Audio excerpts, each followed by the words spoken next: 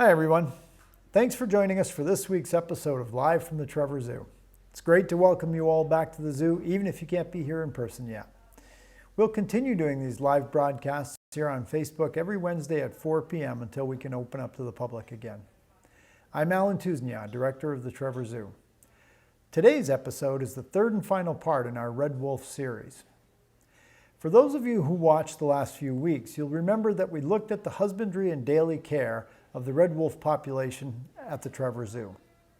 And last week we spoke to Dan Ash, President and CEO of the Association of Zoos and Aquariums, and Maggie Howell, Executive Director at the Wolf Conservation Center in North Salem, New York. Today we'll hear more from the Association of Zoos and Aquariums and the Wolf Conservation Center, this time with Chris Lasher, who is the American Red Wolf SSP Coordinator and who is based at the North Carolina Zoo, and Regan Downey, the Director of Education at the Wolf Conservation Center. The red wolf is a keystone species that once roamed all over what is now eastern and central United States, from as far north as New York and all the way down to Florida, and as far west as Texas and the Central Plains. In the 1970s, a special breeding program was started to save the species as the red wolf was declared extinct in the wild. For many years, you could only see a red wolf in the zoo. But we and other AZA facilities are working to save this animal from extinction through the SAFE program administered by AZA. Just a reminder as we go through the show today, feel free to type your questions in the comments and we'll look at them at the end of the show and answer them live. But first up, I'm going to give you all a sneak peek at something very exciting coming to the Trevor Zoo this fall, our brand new red wolf breeding facility. Let's have a look at this latest addition to the zoo, which is currently under construction. So here we are in what I call the management corridor. Last week you were out near the Red Wolf exhibit and got to see the management out there. That corridor actually connects to something I'm going to show you in a minute. These management corridors are very helpful for us because they allow us to shift animals around and move animals behind the scenes without having to do anything in any of our public spaces. Behind me is sort of the back of the public visitation area. Each of our exhibits has a management building connected to it, and we're behind that. So now let's go take a look at our exciting new space for the American red wolf. This is a project that we've been working on for a little bit in collaboration with the government in trying to reestablish the red wolf. We've been working on this project for many years.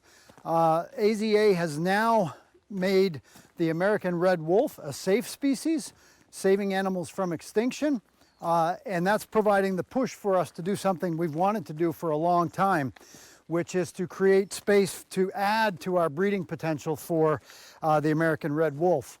And we're coming up here to the building that will be the management building for this space. You can see that we're not done yet. So the holding part, or the habitat part of the exhibit is out behind the building here. I'm going to take you in a second into the building to show you a little bit how it's going to work. But basically there's about a little more than a quarter acre here that will be able to give the wolves space to run around a bit, but also to be able to manage, hopefully, puppies when we have them next spring or shortly thereafter. So let's go on in. I'll give you a little look.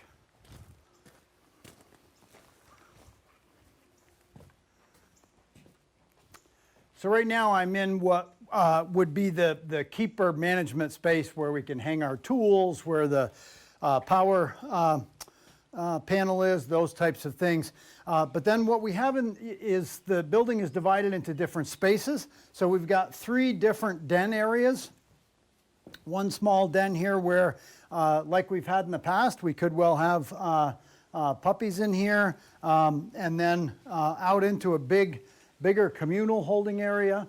This space is roughly about 2.5 times the size of the small den spaces, and then one more den space out here. Now what you're not seeing yet, each of these framed out spaces inside as well as ones heading outside are for the shift doors. So you don't want to have to go into open doors for animals.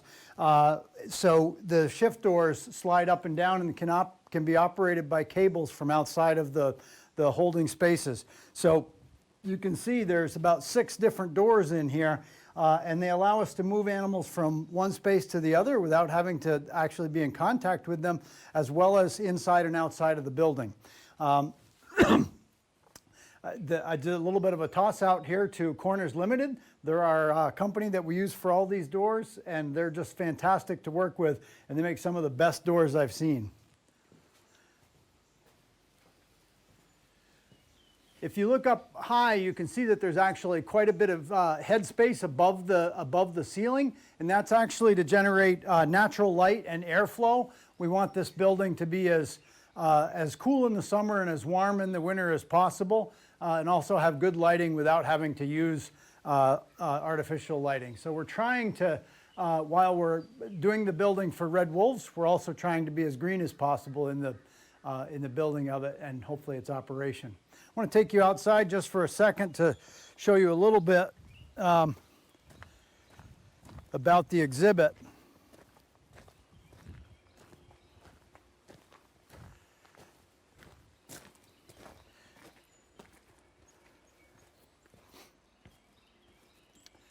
So what will happen in each of these spaces, for example, there's one of those shift doors that will come out here, and this will be a small outdoor space separate from the bigger space. And the reason for that is if you have puppies, you often will want to separate the mom and the pups from the dad, or sometimes you might have to separate a couple of animals for veterinary procedures, things like that. You want to be able to have inside-outside spaces for them, but that will still keep them separate from the other animals in the space. You can't see it, but there's also an automatic filling water supply in here. Again, you don't want to have to go in with the animals any more than you have to. And one of the really important reasons for that with the American Red Wolf is our great hope is that some of these wolves will be reintroduced back into the wild.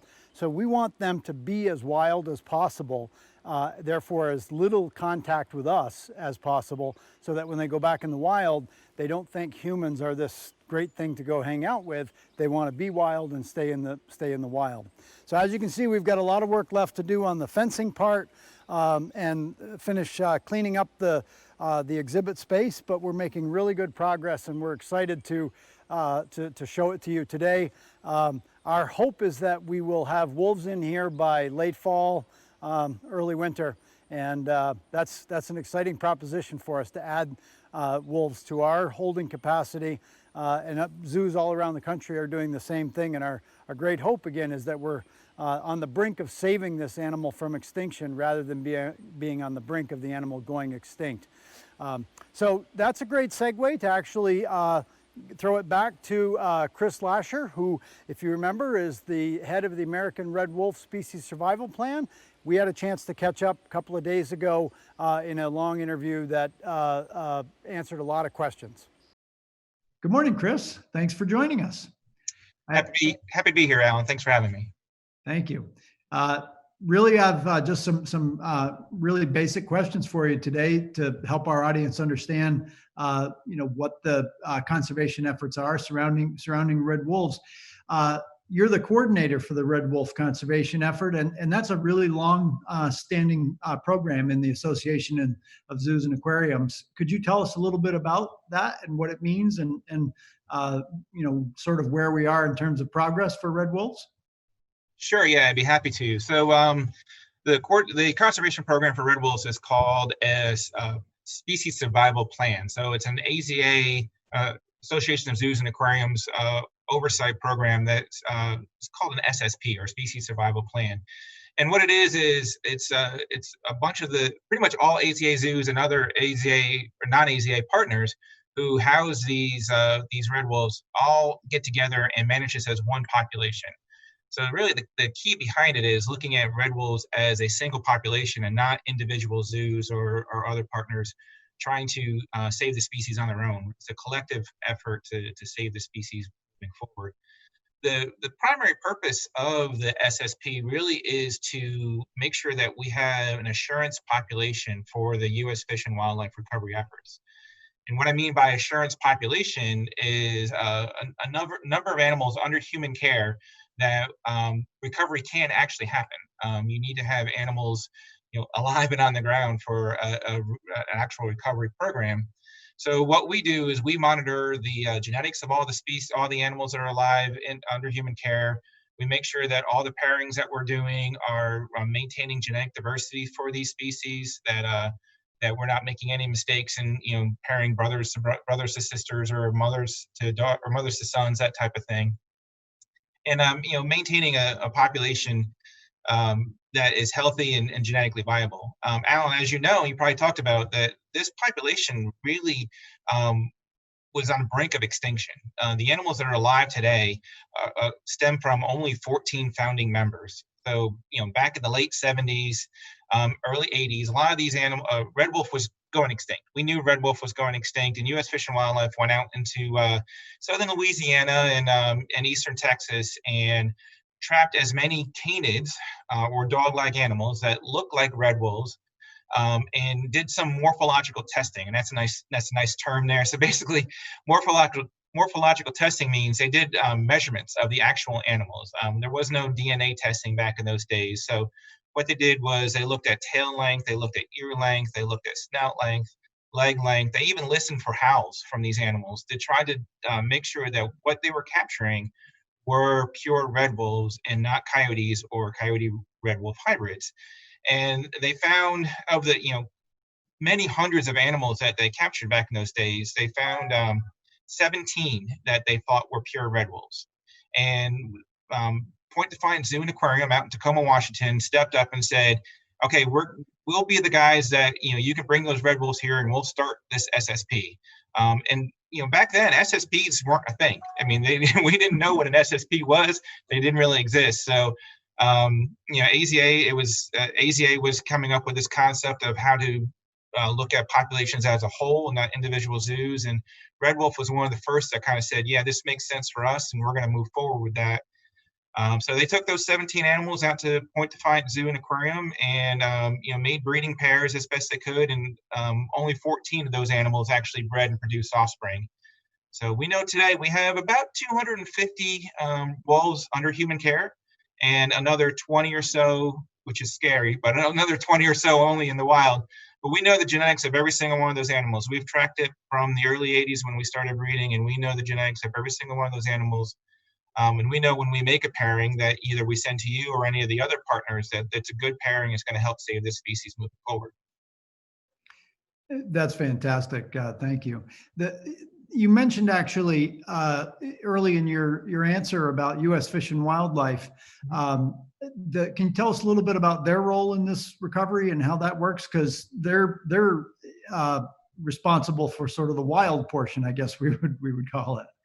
Sure. Yeah. I mean, really, U.S. Fish and Wildlife is responsible by law to recover this species. So under the Endangered Species Act, the red wolf is considered an endangered species in the United States. It's actually critically endangered. And under Endangered Species Act, U.S. Fish and Wildlife by law is charged to recover this species back within its historical range. So they're the ones that oversee the entire recovery effort. They own all the red wolves that are alive today. All the ones under human care and the ones in the wild are actually officially owned by U.S. Fish and Wildlife, by our government.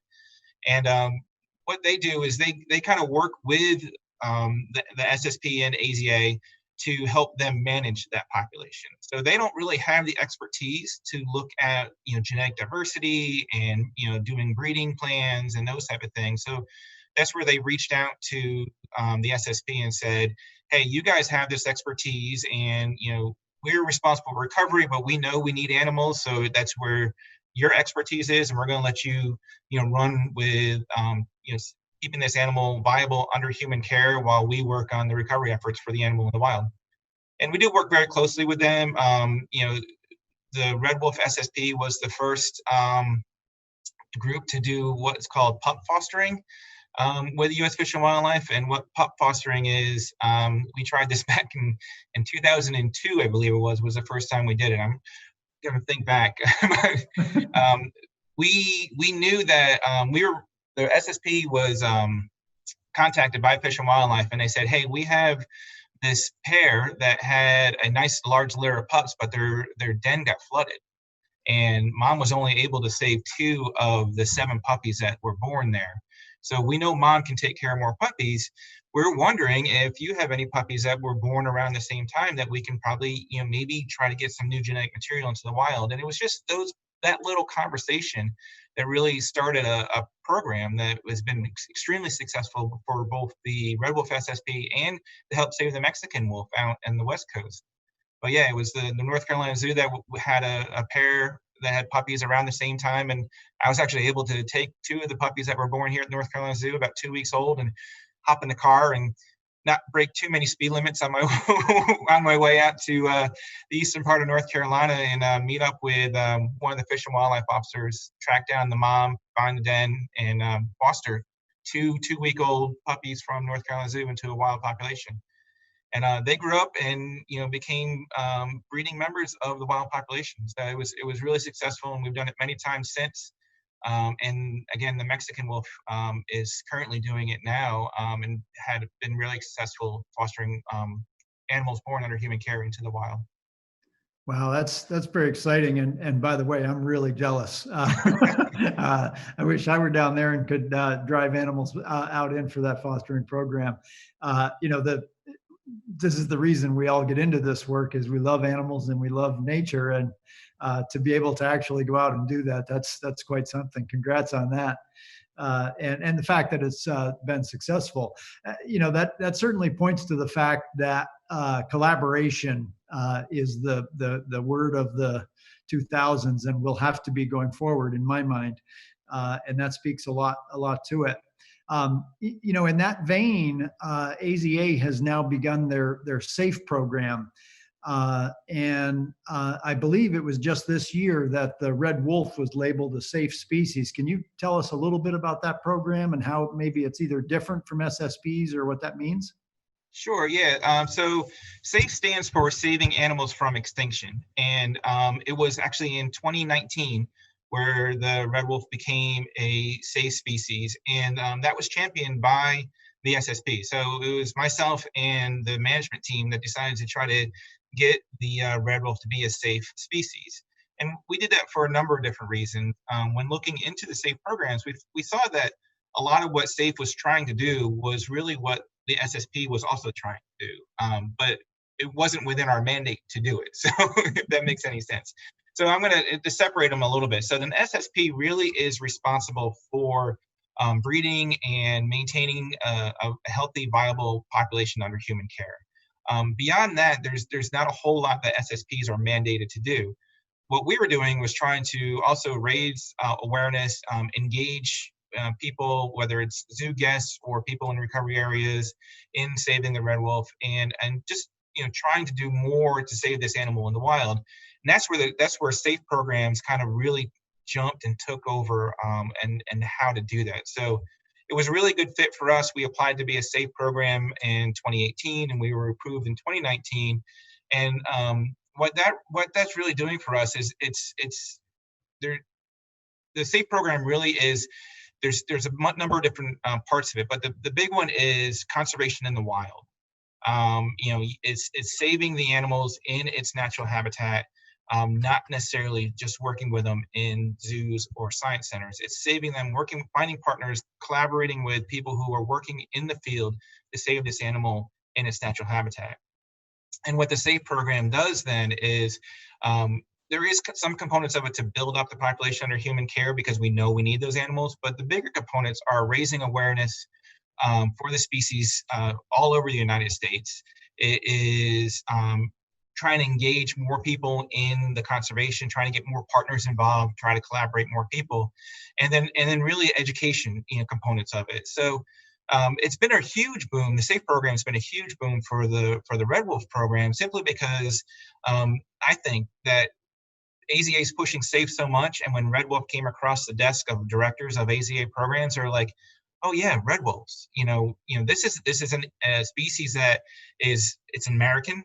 We started calling it actually the SAFE program is called the American Red Wolf SAFE program. It's an all-American species. There's pride in that. There's pride in this animal being from the East Coast. So we have a lot more East Coast facilities that are looking to add red wolves to our population, and it's really opening up abilities to reach out and talk to more people about what the red wolf is, why it's here, why it belongs here, and the impact it can have on the ecosystem. So really, beyond the just saving the individual, the SAFE program is looking more into the future and what can we do to make sure this animal has the ability to survive in its historical range.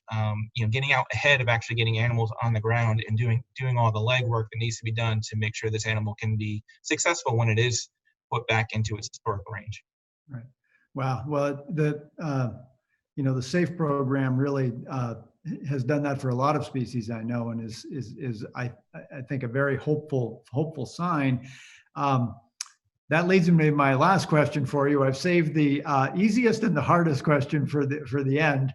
While none of us have a crystal ball, I'm going to ask you to pretend you have a crystal ball and tell me what you think the future for the red wolf looks like. And our visitors know that a lot of animals have a really tough go in the wild now, but I think there's a growing level of concern and a growing hope that we can do better. And does that resonate with what you're seeing, hearing, et cetera? Yeah, with the Red Wolf program, I mean, I talk to people about, not to use a cliche, but we're really on a knife edge. We're really on that knife edge, and I want to be super hopeful. I want to tell you, yeah, it's all good news, but it's not, unfortunately. We'll talk a little bit about the bad side of that. We do know we only have 20 animals or so left in Northeast North Carolina in the wild. And we also know that for the last 2 years, 2019 and 2020, no puppies were born in the wild. And that's the first 2 times that we haven't had puppies born in the wild since the program began. So that's scary. That is scary because you can't have puppies not being born and still maintain a population. These guys do live for quite a long period of time under human care, but in a wild setting, you're looking at 9-10 years tops for these guys. So we need to make sure that puppies are being born to maintain that population. So the Northeast North Carolina population is really on a knife edge, and we need to do what we can to try to save that population. And some people might be asking, well, why? Why don't we just go ahead and take those 20 animals out of the wild and save those 20 animals? It's almost a reverse of how we think about animals under human care or in our zoos and in our science centers versus the animals in the wild. To me, those animals in the wild are the ambassadors for the recovery program.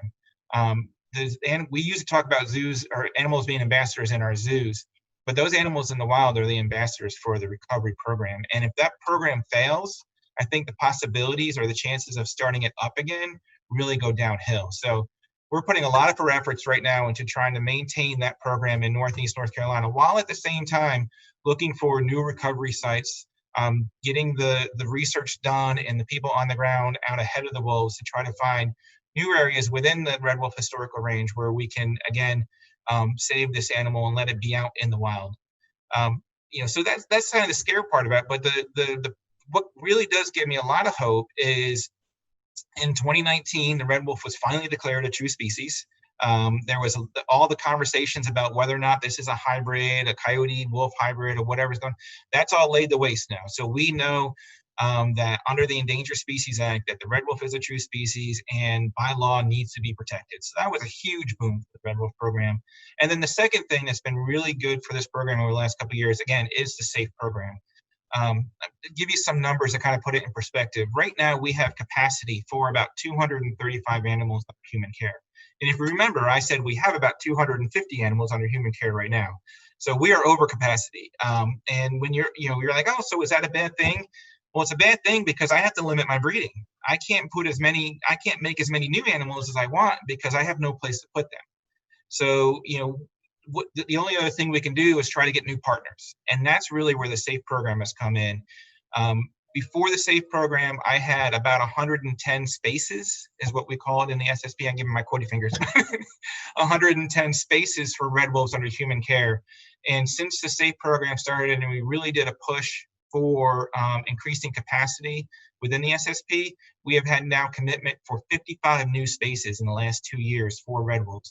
And Trevor's one of them. Trevor's one of those where we put that call out and said, hey, we need more help, we need more space. And you guys stepped up and said, yeah, we can do that. We can create a new space. So that's really huge for the SSP, and it's really, really huge for the species moving forward. And I think that's where the hope lies in the species being saved is with places like Trevor and others that are committed to saving the species moving forward.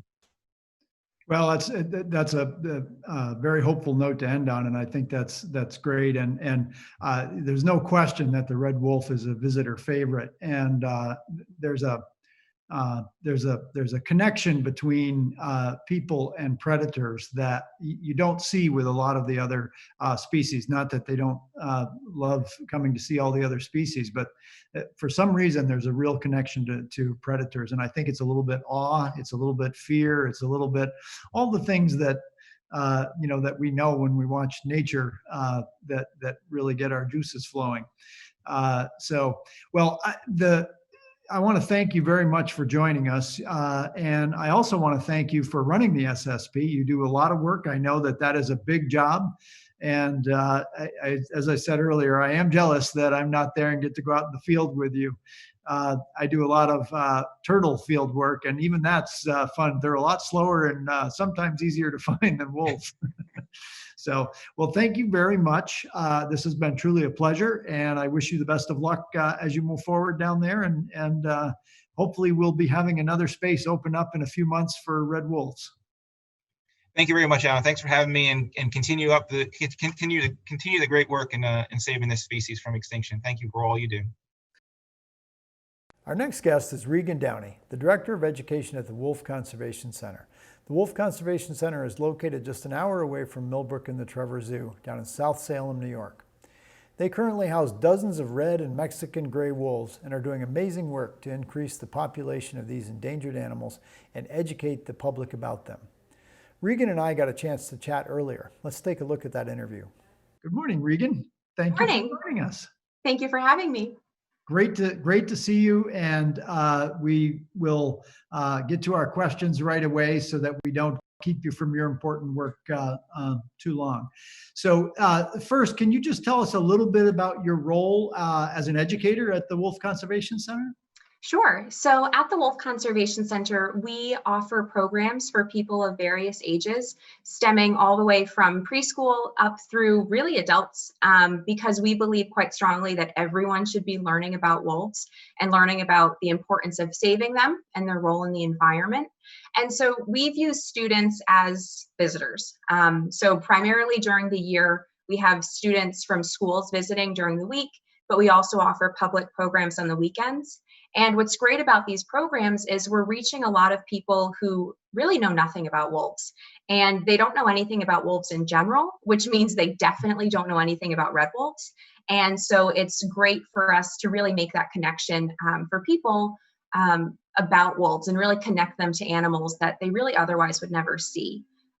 We get students from New York City, inner city students who aren't even seeing wildlife. And so it's a real treat for them to come see 40 plus wolves at our center.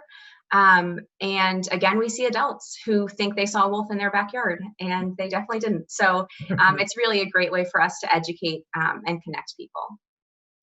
Yeah, we get a lot of calls here at the zoo about there's a wolf in my backyard. Oh, I bet.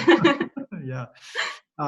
Well, that's great. And it's critically important, the work you do, because of course, even here at the zoo, we hear so many misconceptions about wolves and what they do, and everything from demonizing them to just completely not understanding their biology and how they work. So great work that what you guys do. Just because you mentioned it a little bit about the 40 wolves. So you have red wolves, and what other species there? So we actually have a total of 42 wolves on site. We have red wolves, Mexican gray wolves, and we have 3 ambassador wolves, and they're gray wolves. So they don't belong to either of the species survival plans, but our Mexican gray wolves do belong to the Mexican gray wolf SSP, which is very similar to the red wolf SSP. Right, cool. And I'm assuming because of an ambassador program, do most of your students come to you, or do you go to other facilities? How does that work? So we actually do both. We used to have a traveling ambassador wolf program that we actually retired in 2016. We think that, especially in today's day and age, there's a lot of really great technology to connect people to animals. And so it's often better to see them in a more wild setting than in your classroom. So we still have 3 ambassadors that live on site, and they are really great representatives because our red wolves are very shy, very elusive, and most of them actually live off exhibit, so the public isn't even guaranteed to see them. So through seeing our ambassadors, they're really able to form that connection with them. And that kind of makes up for not seeing the red wolves or the Mexican gray wolves. They can see these wolves that can teach about all wolves. But then with offsite programs, we do offer offsite programs, especially during this quarantine period.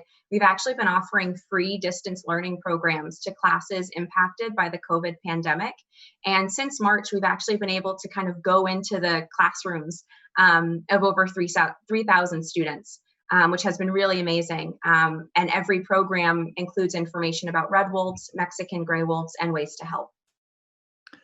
That's really neat. And yeah, there's a lot of negative things that we can say about the coronavirus, but one of the things that we can actually, I think thank it for is it's really made us think about how we can get into classrooms and share our information in new ways. And it's forced us to do it, and obviously it's forcing lots of groups to do it. And I think there's some really great opportunities, and sounds like you guys are taking full advantage of it. That's fantastic.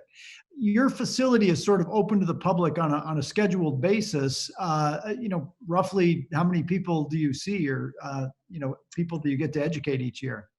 Typically each year we're around 18,000 people in terms of on-site education. And again, like you said, we do offer more of those scheduled visits. So we're not just open on a walkthrough basis. And so when people do visit, it's a very concentrated program. So they're getting all of this information thrown at them. They're seeing wolves, and they're leaving, and they're hopefully leaving as better informed wolf advocates. So that's really something we try to hit home with all of our programming. But we are very fortunate that in this age of social media, we're able to reach over 5 million people through our various platforms. So that helps with raising awareness as well. Yeah, I'm a follower of your various social media, and I'm jealous. You have incredible numbers of followers. That's really, really fantastic. I don't know if this is more crystal ball or more, specific survey work that you do, but how do you feel people respond to what you're trying to help them understand about red wolves and realistically about nature in general? We have amazing supporters, and luckily every person who visits or engages with the center in some way always leaves feeling inspired.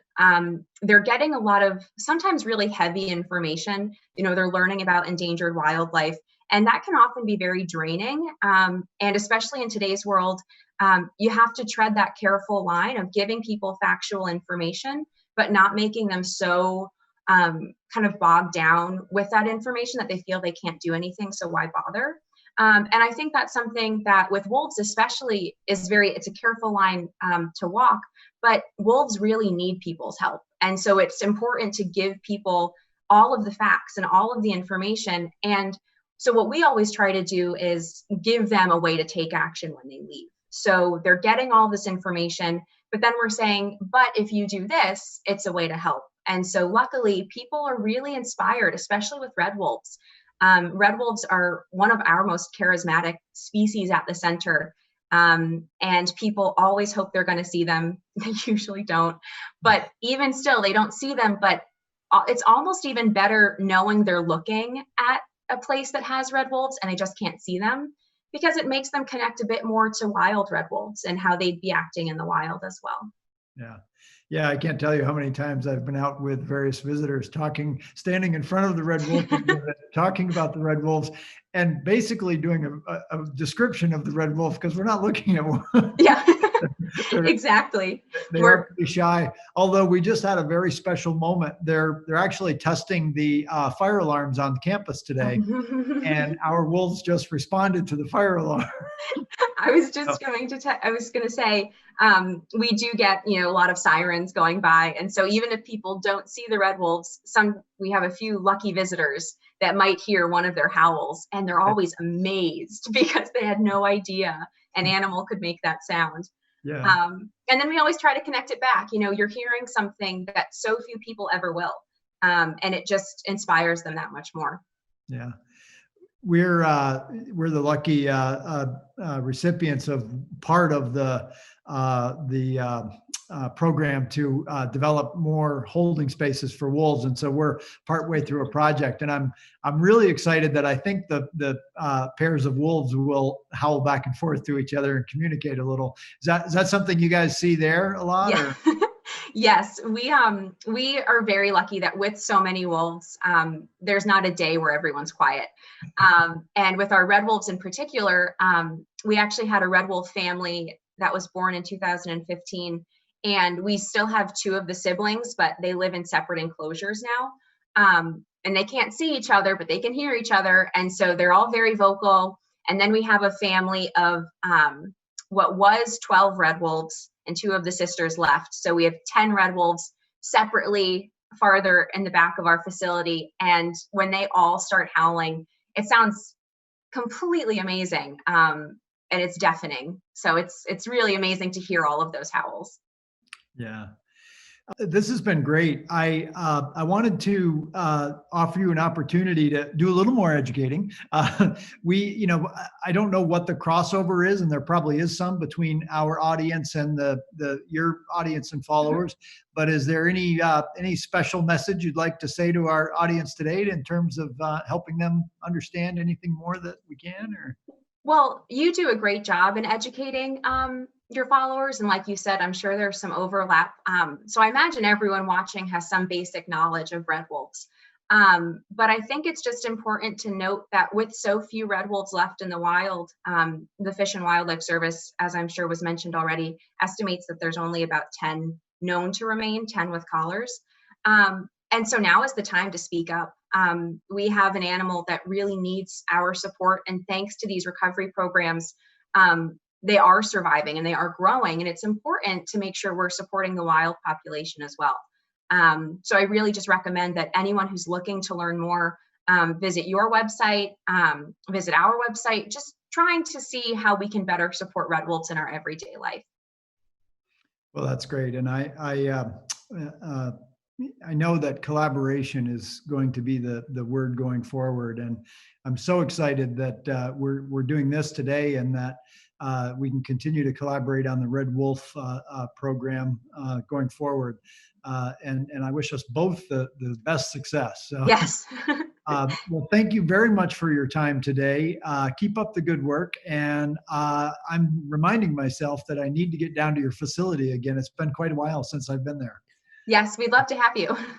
Well, thank you very much. Have a great day. And I hope you get to hear some red wolf howls today. Yes, you as well. Great. Thank you very much. Of course. That was great. I think education is the most important role our institutions can play in the conservation of the red wolf.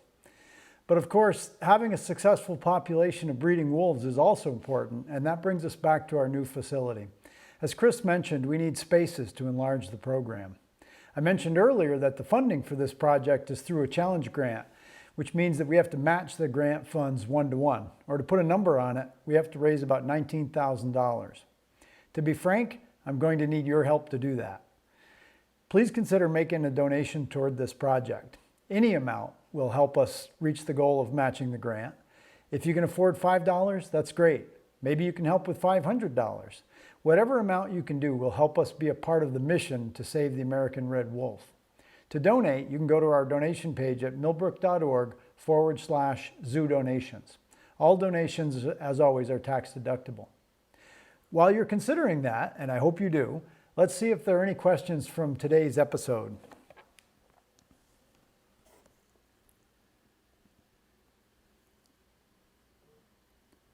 Well, yes, we do have some, but I'm actually also reading here, there's some friends and visitors and alums, and I'd certainly like to say welcome to you all, and yes, we're missing you guys too. So I hope that we're able to open very soon, and it's looking like that's going to be the case. We've probably got another week and a half to go of preparations and getting clearance from the state and county governments to let us open back up, but it's looking really good and things are falling into place. And we're going to be really excited when we can start welcoming visitors back. And one of the reasons for that is just to continue doing the education work that we talked about with Regan, because education is probably, again, the most important thing that we can all benefit from for all of nature and the troubles that it's facing. So let's get back to doing the good work that we do together, and we're going to do that by being open. So we'll hopefully be back to you soon with information on that in about, as I say, hopefully a week and a half. But let's see, we had a few others as well. Couple of questions about breeding wolves here at the zoo. We've actually had several breeding pairs over the years. We don't currently have a breeding pair here now. We have actually an older male, he's about 7 years old, that was actually born here at the zoo. And he is companioned with a very old female who is past breeding age. And they're here acting, as Chris talked about, the term ambassador animals. So they're animals that help inform the public about the plight of their species. It's you know, you could say, well, you could do that with a graphic. I certainly am here to argue that seeing and hearing and even smelling animals gives you a connection to nature that just reading about them or even watching them on a television or video show can do. You know, we talked a little bit about the wolves howling in this program, and particularly, boy, if you're here in the late afternoon and you hear the red wolves howl, it kind of gives you the you know, the tingles and a little set of goosebumps hearing it, and that's nature at its core, and that's how we're going to get people to really understand and care about nature, is to have that direct contact. So that's important that we maintain spaces for those animals as well, and that's actually a good segue to a question from Margie about what type of spaces are still needed, and the answer really is all of them. We need spaces for wolves to breed in captivity to create the pups that hopefully we can put back into the wild. We need spaces for, Margie uses the term retired, but really for those ambassador animals to help spread the word to the public about why we need to protect wolves in the wild, and as I say, really all nature. And then waiting to breed. Yes, many of those pups that aren't released into the wild have a role to play as well, to go on to be breeding adults that can, again, enlarge the population that is available to be reintroduced back into the wild. That's going to be especially important if we can find a few more wild habitats into which we can put these wolves born in captivity. And the good news is, sort of on both sides, these wolves seem to do pretty well in captivity. They breed well in captivity, and they're pretty easy to manage. And they also seem to go back into the wild pretty well. The proof is in the pudding. When AZA was able to put wolves back into the wild in previous times, they have adapted well, they have bred in the wild, and they've had successful rearing of pups in the wild. So that's all very good news. Now that we've got the governments all working together and a little bit more on board, and AZA has created the American Red Wolf Safe program, all the pieces are starting to align where we think we can have really good success with this species. It's unfortunate that we're sort of restarting the program that was already somewhat successful, but you know, that's the way it is. So the hope is that we're really mean it this time, and we're really going to have some excellent success. One thing I would say that as visitors to zoos anywhere that you go to is speak to the politicians in your area, speak to the people that represent you, and ask them to bring their support to their local officials, to Congress, to the Senate, to really teach the politicians above them why nature is so important and why we need to protect the habitats and environments in which these animals live that are such an important part of our landscape. So Margie, that was kind of a long-winded answer to your question, but I hope that helps. Let's see, and we have a couple other questions. how are wolves selected for breeding pairs? Chris talked a little bit about this in his interview. The SSP is the real coordinator of that part of the program. And one piece of that is a person called the stud bookkeeper. And just like breeding of any species or even domesticated animals, you keep a running dialogue of who's mating with whom and what that means for the genetics. And one of the most important parts for these wild populations, especially if they start with a small founder population, is that we manage the inbreeding coefficient very carefully. That's a scientific way of saying measuring how closely these animals are related and trying to create pairs that are as far apart as possible genetically to maintain genetic diversity and good genetic viability for the population. So that's it's a little bit tricky because when you make a nice pair on paper that looks genetically to be a great match, and you say this is wonderful, and you put the wolves together, they don't always agree. So sometimes we're playing matchmaker and we don't have success. Not every suggested pair works, but that's the goal of the program. So the results of that, there was some questions about how many wolf pups were there in the SAFE program this year. It's actually too early to answer that. We're right sort of in the middle of the pupping season, and we won't know the number for this year for a little bit, but I can tell you that in 2018, there were 44 pups born, and in 2019, 26 pups born. Now, the decrease in number actually could be, or not could be, is from a couple of different factors. One, as I say, not all pairs put together are actually going to result in breeding or result in pups. Sometimes they like each other and sometimes they don't. But also, as Chris mentioned, there are good genetic matches there that should be paired that we can't actually pair because there's no place to put the pups. So that, again, circles back around to why it's so important that we're increasing the captive holding capacity, why we need those spaces to be able to keep the animals in captivity for now, and why it's so important that we also continue to support the wild population that's out there in North Carolina now, as well as trying to locate new potential release sites so that we can bolster that wild population and again let nature take its course and begin to have those populations do well in the wild. There's a couple of good things out there right now. First of all, there is no food shortage for these animals in the wild. One of the things that we suffer from when we lose these predators is an overrun of prey items.